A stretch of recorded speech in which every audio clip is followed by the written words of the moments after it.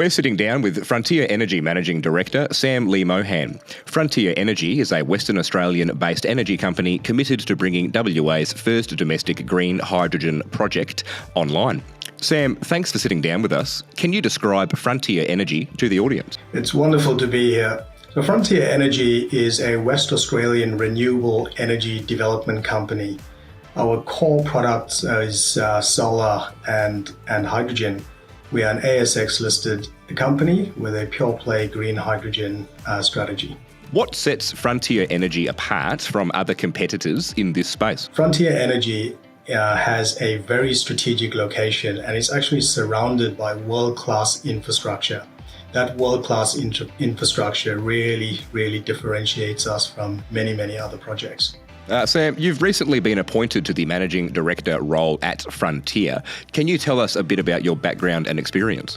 Yeah, well, mechanical engineer by trade. I've been around the industry for between 20 and 25 years now. I'm really well known as well for leading the design and construction of Australia's first green hydrogen microgrid, amongst many other hydrogen, solar, wind projects. What is green hydrogen and how is it created? Well, firstly, green hydrogen is actually carbon-free hydrogen. So hydrogen that is green, when you burn it, you get two things. You get heat and you get water vapor. So essentially, that is what green hydrogen is. There are many ways to make green hydrogen, but the most prominent way of making green hydrogen is the splitting of water. And when you use renewable energy such as, for example, solar and wind as the renewable energy input to power an electrolyzer, that electrolyzer then splits water into hydrogen and oxygen molecules. And as I said, when you burn that hydrogen, you get two things. You get heat and you get water vapor. So no carbon attached to the hydrogen. Do you believe momentum in the hydrogen sector has legs? Definitely. So when you actually consider the existing hydrogen market, there's 90 million tons of hydrogen produced and consumed globally on an annual basis. So the scene is already set for hydrogen. And what hydrogen actually does is provide deep decarbonization of the energy sector. So when you consider that demand for energy is actually increasing, and a lot of our energy comes from fossil fuels, which emits a lot of carbon, hydrogen has a fundamental role to play. So looking at Australia, what is our current federal and state government's commitment to renewable energy, looking at Western Australia, of course? That's a great question. From a federal perspective, there's two federal arms. One is the Australian Renewable Energy Agency that has a mandate to advance renewables in Australia. And successive governments have actually supported the Australian Renewable Energy Agency. And also from a federal perspective, we have the Clean Energy Finance Corporation. So governments have again committed significant amount of support to advance renewables in Australia. From a state perspective, we are one of the only states across Australia that actually has a dedicated hydrogen minister. And under the hydrogen minister's portfolio, we have a renewable hydrogen strategy that has been set by the state government. Does this mean some generous incentives might be on offer for green hydrogen producers? So in terms of incentives, the Australian Renewable Energy Agency have about $2 billion in grants to support the advancement of renewables. The Clean Energy Finance Corporation has around $20 billion to support in low-rate financing for the advancement of renewable projects, and hydrogen has a fundamental role to play in supporting renewable energy advancement in Australia, and both of these funding arms have committed hydrogen funds. All right, I'd now like to turn to Frontier's flagship project, the Bristol Springs Green Hydrogen project. What attracted Frontier Energy to the project location in southwest WA? Well, it's world-class infrastructure. So the Bristol Springs project is surrounded by existing water infrastructure. It has a connection to the Southwest Interconnected System.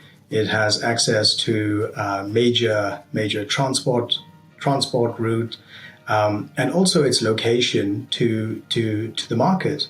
So essentially, not very far away from the site is Alcoa, which is one of Australia's largest emitters. Further down the road is South 32's Worsley refinery. We've got Kemerton Strategic Industrial Estate, which is also further south of the site.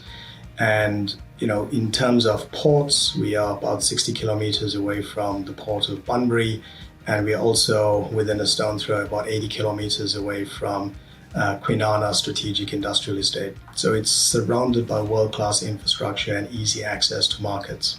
The company's studies indicate that stage 1 of the project will see the production of 4.4 million kilograms of green hydrogen per annum at a cost of $2.83 a kilogram. How do those costs currently stack up in the industry? Very competitive. So our cost is amongst the lowest cost in the world. And in my opinion, it is very, very competitively priced. And that's all because of the strategic location of the site and having access to existing market mechanisms. For example, the connection onto the Southwest interconnected system enables us to use the grid as a virtual battery. And the connection to existing water infrastructure means that we don't have high capital costs such as desalination plants for water. So the existing infrastructure has really contributed to us being able to produce our hydrogen at such a low cost, which is, in my opinion, globally competitive. Access to suitable water is a critical factor in the green hydrogen process. Where will you source water for the project, and will you be able to increase supply to cater for future expansion? The location of our project, again being very, very strategic, was actually had 3 sources of water. Working with the state-owned water authority, Water Corporation of Western Australia, we've actually secured water from the Stirling trunk main, which actually uses seawater through an existing desalination plant, the Southern Seawater Desalination Plant. The water that we've secured not only caters for our stage 1 Bristol Springs project, 36 megawatts, but also caters for future expansion up to 150 megawatts. So from a water perspective, we've got that sorted, and the water is from an existing desalination plant, meaning that we don't have to take water from our natural resources. Neither do we have to build new desalination plants, which is high capital cost. How soon does Frontier Energy expect to be producing green hydrogen, and what do you expect first rounds of offtake will look like? So Frontier Energy, we expect to be producing hydrogen by the second half of 2025. And in terms of offtake, we expect the offtake to come from an existing market participant. And that could be an LNG producer, it could be an LNG user, it could be an LNG transporter. So the first round of hydrogen offtake could look like a single foundation customer that will take 4.4 million kilograms of hydrogen and use the way we currently use and consume natural gas. Okay. Sam, looking at the year ahead, which component of the project are you most excited for through 2023? Securing offtake. So, and the entire focus of the company at the moment is to secure that offtake. We did just touch on this. Where do you see Frontier in late 2025? Frontier Energy in 2025 will be operating a world-class hydrogen facility, and first hydrogen being produced and consumed right here in Western Australia. Fantastic. Frontier Energy Managing Director Sam Mohan, thanks for your time. Thanks, John.